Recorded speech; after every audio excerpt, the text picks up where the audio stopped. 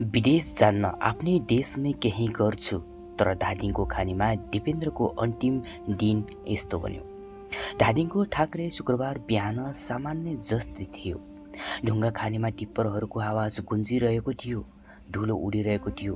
मजदुरहरू आफ्नो काममा व्यस्त थिए। त्यही भिडमा 32 वर्षीय दिपेन्द्र खत्री पनि थिए।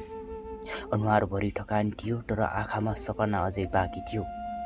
उनी बारम्बार साथीहरूलाई भन्ने गर्थे, विदेश गएर मरिमेट्नुभन्दा आफ्नै देशमै केही गर्छु। तर उनले कहाँ थाहा थियो त्यो दिन नै उनको जीवनको अन्तिम दिन बन्नेछ। दिउँसोतिर खानीमा ढुङ्गा लोड गर्ने काम चलिरहेको थियो। माथिबाट एक्साभेटरले ढुङ्गा खसालिरहेको थियो। दिपेन्द्र आफ्नो टिप्पर नजिकै उभिरहेका थिए। अचानक माथिबाट एउटा विशाल ढुङ्गा चुत्तियो।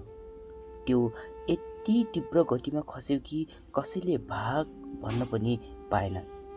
एक ठुलो आवाजसँगै खानी क्षेत्र स्तब्ध बन्यो। धुलोको मुस्लो हट्दा देखिएको दृश्य भयावह थियो। दिपेन्द्र ढुङ्गामुनि च्यापिएका थिए। घटनापछि खानी क्षेत्रमा रुवाबाजी मच्चियो। साथीहरू उनलाई बचाउन दौडिए तर धेरै ढिलो भइसकेको थियो।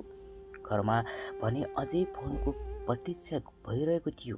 परिवारलाई लागेको थियो सायद बेलुका काम सकेर दिपेन्द्र फेरि घर फर्किन्छन्। तर फर्कियो त केवल उनको मृत्युको खबर। साथीहरू अहिले खानी क्षेत्रमा सुरक्षा व्यवस्थापनमाथि प्रश्न उठाइरहेका छन्। किन मजदुरहरू पर्याप्त सुरक्षा बिना जोखिमपूर्ण क्षेत्रमा काम गरिरहेका थिए?